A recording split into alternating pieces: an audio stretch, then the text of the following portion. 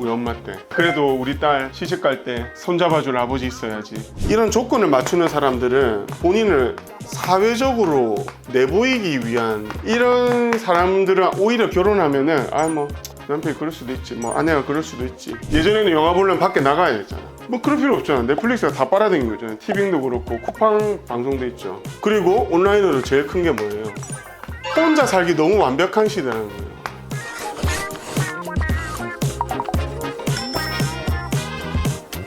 이혼 요새 많이 하잖아요. 둘로 쪼개져서 이혼이다, 두 사람으로 이제 변했다, 이건데 저는 뭐 이혼하는 게 차라리 나은 경우가 많기 때문에 그런 게 아닌가, 뭐 그렇게 보는데, 예전엔 그냥 참고 살았잖아요. 결혼도 일찍 했고 잘 모르고 하다 보니까 기회비용에 대한 인식이 잘 없었던 것 같아요. 예전에 20살, 25살 뭐 이렇게 결혼할 때는 비교 대조군이 없으니까 이 사람이랑 결혼해서 애 놓고 바빴잖아요. 근데 요즘은 이제 결혼을 또 늦게 하는 게 있잖아요. 결혼 시기가 이제 굉장히 이제 좀 지연돼서 하는 경우가 많고, 또 이제 요즘에는 동거 많이 하잖아요. 근데 외국 통계를 살피면 어떠냐면은 동거를 해요. 그러면 처음에는 내가 여러 상황에 맞부딪혀서 동거를 했으니까 결혼하면 더 잘 살겠지라고 인식을 하거든요. 통계는 전혀 아니에요. 리소스는 정확하게 생각 안 나는데 동거를 하고 아이가 생겼어요. 바로 쪼개집니다. 왜냐면 요즘 동거하면 어때요? 같이 그냥 밥 먹고 넷플릭스 보다가 강아지 산책시키고 서로 이제 우정 다투 몇 번 새기고, 이제 아이 생기니까 이게 예측 불허의 상황이 많이 생기는 거예요. 예전에는 우리 부모님들이 내 인생 다 갈아넣어서 아이를 키우고 나는 뒤로 뺀다, 물러난다, 이런 개념이 강했거든요. 근데 이게 결혼식에 지연됐잖아요.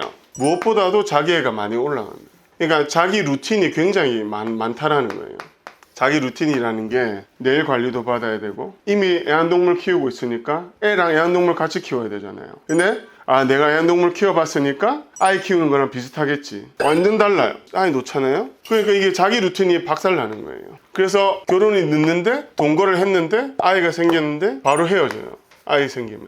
이 확률이 높더라는 거예요. 다시 지금 외국도 동거를 안 하는 분위기예요. 왜냐면 충분히 자기 거 누리고 살고 있었는데 아이는 하나의 사회예요, 사회.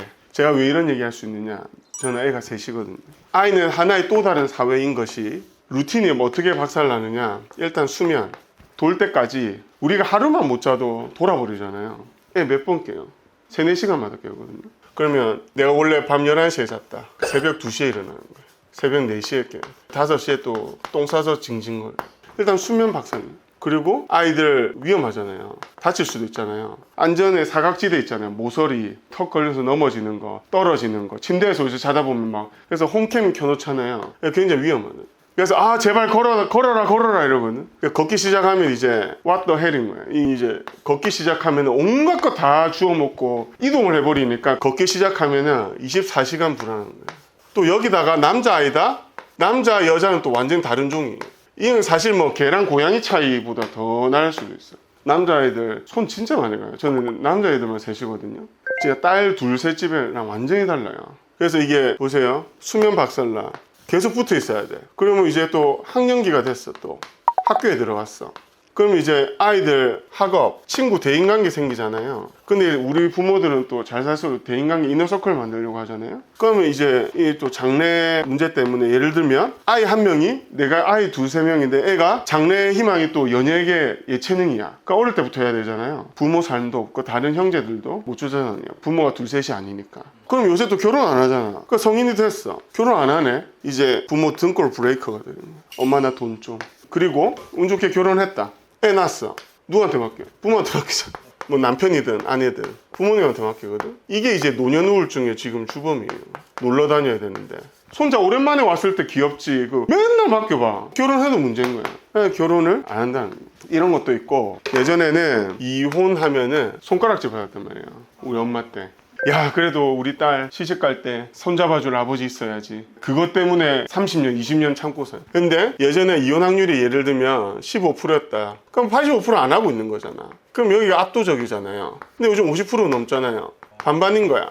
그럼 내 이혼하지 이런 거예요. 이게 군중심리도 있는 거예요. 군중심리. 왜냐면 요즘 사람들 이혼했다 그러면 안 맞았나 보네. 잘 헤어졌다. 성격 안 맞으니까. 예전에 왜 이혼 안 하려고 했겠어요? 저는 지금 심리면 예전에 이혼을 더 많이 했을 것 같아. 왜냐면 아버지 맨날 술 먹고 가부장적이고 집안이 안 도와주고 그랬잖아요. 밥상 없는 아빠들 꽤 많았잖아요. 그 무거운 밥상을. 군중심리가 했다. 군중심리. 그래서 저는 지금 이혼율이 이제는 답보 상태로 가지 않을까. 왜 이혼율이 더 안 늘 수도 있다고 생각을 하냐면은, 예전에 우리 부모 세대 같은 경우에는 무슨 동, 무슨 구에서 만났어요. 이 지역 기반이었단 말이에요, 결혼이. 요즘 결혼 어때요? 좋은 점 얘기하는 거예요. 요즘 결혼할 때 어때요? 그러니까 솔직하게 조건 다 맞추는 거야. 이 텀이 이제 조건이라는 뜻인데, 이 조건을 다 맞추는 거예요. 경제적인 요건, 아이는 어떻게 할지, 이 사람이 어떻게 살아왔는지, 이제 백그라운드에 대해서 다 이제 그 결정사가 그런 거 해주는 거잖아요. 이게 결혼을 할 때 이런 조건들을 맞추다 보니까, 제가 봤을 때는 이런 조건 맞으면 사실 뭐 갈등이 있거나 뭐 누가 바람핀다 해도 저는 이혼을 잘 안 할 것 같다는 거예요. 왜냐면 결혼이라는 게 사랑을 해서 아이를 놓고 독립을 시키고 이런 것도 있는데, 이런 조건을 맞추는 사람들은 본인을 사회적으로 내보이기 위한 이런 것도 있다고 보거든요. 그러면 뭐 무슨 일이 있더라도 연예인들 보세요. 무슨 이슈 있어도 이혼 안 하잖아요. 그러니까 이게 사회적으로 내보이는 이런 사람들은 오히려 결혼하면은 뭐 남편이 그럴 수도 있지, 뭐 아내가 그럴 수도 있지, 이 정도면 뭐 이런데, 10대 20대 같은 사랑하고 뭐 아이들 전전긍긍하고 요새는 안 그러거든요. 그리고 차라리 이혼하고 사이 좋은 경우가 더 많아요. 아이들은 봐야 되니까. 근데 이혼하지 않고 집에서 주구장창 싸우는 사람도 많단 말이에요. 나 그럴 바에 차라리 이혼하는 게 낫다고 생각해요. 그러니까 이게 늦게 결혼하지만 이런 조건들을 또 합치해서 톱니바퀴 맞추듯이 결혼을 하면 이혼율은 그닥 저는 계속해서 상승할 거라 생각진 않아요. 출산율도 저는 다시 오를 수도 있다라고 생각하거든요. 왜냐면은 결혼을 안 해서 그렇지, 결혼하면 대다수는 애를 낳아요. 그리고 여자 남자들 수입이 이제 거의 50대 50. 예전에 남자들이 압도적으로 돈을 많이 벌었다면 여자들 수입이 높거든요. 그 예전에 이혼 못하는 이유가 양육비 안 줄까 봐 그랬잖아요. 그래도 남자가 돈 버는데 내가 애 키우다가 내가 아무것도 못했는데 이혼하면 최소 양육비 난 그걸 못 살아. 참고 사는 경우가 저는 아주 많았다고 보거든요. 근데 여자들이 사회 진출한 거 넘어서서 테니스 같은 경우도 우승 상금 비슷하고 여자가 더 버는 경우도 많아요. 여자 소비력이 좋으니까. 여성들 사회 진출하면서 수입이 압도적으로 많은 경우가 있으니까 여자들이 이제 내가 뭐 이혼해도 사회적으로 지탄받지 않는다는 거예요. 그 다음에 수입 면에서 전혀 문제가 없는 경우가 많다는 거예요. 그리고 이혼해서 다시 결혼하는 경우도 많잖아요. 결혼 4-5번 한 사람도 있잖아요, 연예인 중에. 그리고 이제 이혼을 많이 하는 이유가 마지막 이유인데, 제가 봤을 때는 모임 자체가 많이 없어졌어요. 회식 안 해. 그리고 예전에는 우리 대학 때부터 우리는 동아리 모임 이런 거 많았잖아요. 이런 거 자체가 이제 많이 없어졌어요. 왜냐하면 요새는 다 뭘 하더라도 온라인이에요. 온라인으로 뭐 할 수 있어요? 게임 할 수 있잖아. 인스타 유튜브 보면서 이제 낄낄대다 보면 내가 파일을 한번 들여다봤네, 돋보기를 대고 이렇게 되는 거예요. 뭘 또 할 수 있냐면, 예전에는 영화 보려면 밖에 나가야 됐잖아. 뭐 그럴 필요 없잖아. 넷플릭스가 다 빨아당기고 있잖아요. 티빙도 그렇고 쿠팡 방송도 있죠. 그러니까 온라인에서 대부분 다 할 수 있어요. 그리고 온라인으로 제일 큰 게 뭐예요? 이게 진짜 지대한 역할을. 예전에는 중국집 피자, 치킨 이게 다였거든. 요새 디저트부터 오마카세급 요리 다. 그게 이게 모임 자체가 없어지는 거예요. 왜냐면 모임은 피곤하거든. 그리고 모임도 안 하는데 요즘 술을 안 마셔요, 사람들이. 제가 봤을 때는 혼자 살기 너무 완벽한 시대라는 거예요.